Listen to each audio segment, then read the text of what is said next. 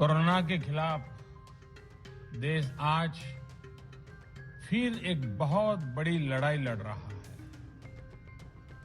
कुछ सप्ताह पहले तक स्थितियां संभली हुई थी और फिर एक कोरोना की दूसरी वेव तूफान बनकर आ गई। जो पीड़ा आपने सही है, जो पीड़ा आप सह रहे हैं, उसका मुझे पूरा एहसास है। जिन लोगों ने बीते दिनों में अपनों को खोया है, मैं सभी देशवासियों की तरफ से उनके प्रति संवेदनाएं व्यक्त करता हूं। परिवार के एक सदस्य के रूप में मैं आपके दुख में शामिल हूं। चुनौती बड़ी है, लेकिन हमें मिलकर अपने संकल्प, अपने हौसले और तैयारी के साथ इसको पार करना है। साथियों, अपनी बात को विस्तार देने से पहले मैं देश के सभी डॉक्टरों, मेडिकल स्टाफ, पैरामेडिकल स्टाफ, हमारे सभी सफाई कर्मचारी भाई बहन, हमारे एम्बुलेंस के ड्राइवर्स, हमारे सुरक्षा बल, पुलिसकर्मी, सभी की सराहना करूंगा। आपने कोरोना की पहली वेव में भी अपना जीवन दांव पर लगाकर लोगों को बचाया था। आज आप फिर इस संकट में अपने परिवार, अपने सुख, अपनी चिंता छोड़कर दूसरों का जीवन बचाने में दिन रात जुटे हुए हैं। साथियों, हमारे शास्त्रों में कहा गया है, त्याज्यम न धैर्यम विदुरेऽपि काले, अर्थात कठिन से कठिन समय में भी हमें धैर्य नहीं खोना चाहिए। किसी भी परिस्थिति से निपटने के लिए हम सही निर्णय लें, सही दिशा में प्रयास करें, तभी हम विजय हासिल कर सकते हैं। इसी मंत्र को सामने रखकर आज देश दिन रात काम कर रहा है। बीते कुछ दिनों में जो फैसले लिए गए हैं, जो कदम उठाए गए हैं, वो स्थिति को तेजी से सुधारेंगे। इस बार कोरोना संकट में देश के अनेक हिस्से में ऑक्सीजन की डिमांड बहुत ज्यादा बढ़ी है।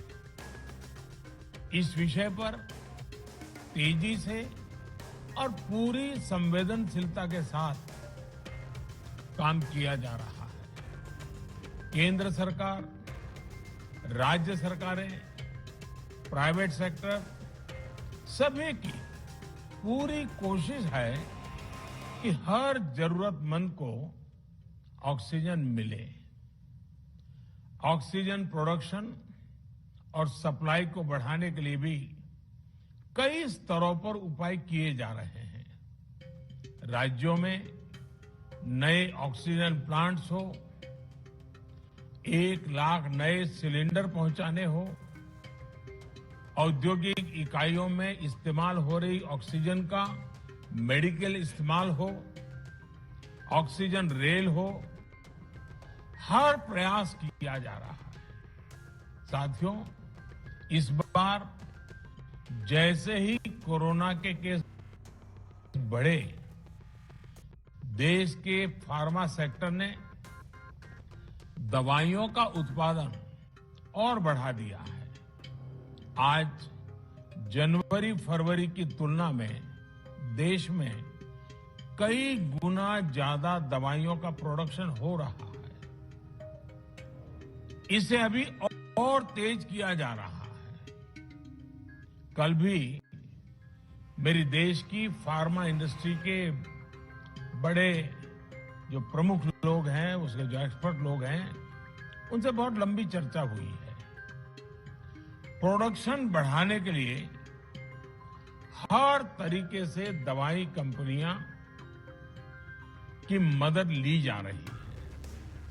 हम सौभाग्यशाली हैं कि हमारे देश के पास इतना बड़ा मजबूत फार्मा सेक्टर है जो बहुत अच्छी और तेजी से दवाइयां बनाता है। इसके साथ ही अस्पतालों में बेड की संख्या को बढ़ाने का भी काम तेजी से चल रहा है। कुछ शहरों में ज्यादा डिमांड को देखते हुए विशेष और विशाल कोविड हॉस्पिटल बनाए जा रहे हैं। साथियों, पिछले वर्ष जब देश ने कोरोना के कुछ ही मरीज सामने आए थे, उसी समय भारत में कोरोना वायरस के खिलाफ प्रभावी वैक्सीन के लिए काम शुरू कर दिया था। हमारे वैज्ञानिकों ने दिन रात एक करके बहुत कम समय में देशवासियों के लिए वैक्सीन विकसित की है। आज दुनिया की सबसे सस्ती वैक्सीन भारत में है। भारत की कोल्ड चेन व्यवस्था के अनुकूल वैक्सीन हमारे पास है। इस प्रयास में हमारे प्राइवेट सेक्टर ने इनोवेशन और एंटरप्राइज की भावना का बेहतरीन प्रदर्शन किया है। वैक्सीन की अप्रूवल्स और रेगुलेटरी प्रोसेसेस को फास्ट ट्रैक पर रखने के साथ ही सभी साइंटिफिक और रेगुलेटरी मदद को बढ़ाया गया है। यह एक टीम एफर्ट है जिसके कारण हमारा Bharat 2 made in India vaccine के साथ दुनिया का सबसे बड़ा टीकाकरण अभियान शुरू कर पाया। टीकाकरण के पहले चरण से ही गति के साथ ही इस बात पर जोर दिया गया कि ज्यादा से ज्यादा क्षेत्रों तक, जरूरतमंद लोगों तक वैक्सीन पहुंचे। दुनिया में सबसे तेजी से भारत में पहले 10 करोड़, फिर 11 करोड़ और अब 12 करोड़ वैक्सीन डोज दिए गए हैं। आज कोरोना से इस लड़ाई में हमें हौसला मिलता है कि हमारे health care workers, frontline corona warriors और सीनियर सिटीजन्स के एक बड़े हिस्से को वैक्सीन का लाभ मिल चुका है। साथियों, कल ही वैक्सीन को लेकर हुए एक और अहम फैसला भी हमने किया है। 1 मई के बाद से 18 वर्ष के ऊपर के किसी भी व्यक्ति को वैक्सीनेट किया जा सकेगा। अब भारत में जो वैक्सीन बनेगी उसका आधा हिस्सा सीधे राज्यों और अस्पतालों को भी मिलेगा। इस बीच गरीबों, बुजुर्गों, निम्न मध्यम वर्ग के लोग 45 वर्ष की आयु के ऊपर के व्यक्तियों के लिए केंद्र सरकार का जो वैक्सीन कार्यक्रम चल रहा है वो भी उतनी ही तेजी से जारी रहेगा।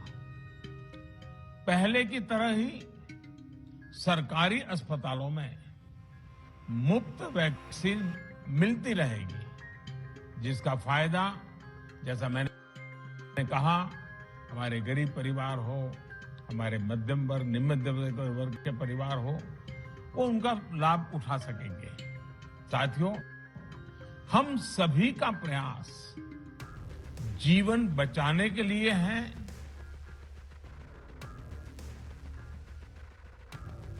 और जीवन बचाने के लिए तो है ही। प्रयास से भी ये है कि आर्थिक गतिविधियां और आजीविका कम से कम प्रभावित हो। प्रयास का तरीका यही रखा जाए। वैक्सीनेशन को 18 वर्ष की आयु के ऊपर के लोगों के लिए ओपन करने से शहरों में जो हमारे वर्कफोर्स है उसे तेजी से वैक्सीन उपलब्ध होगी। राज्यों और केंद्र सरकार के प्रयासों से श्रमिकों को भी तेजी से वैक्सीन मिले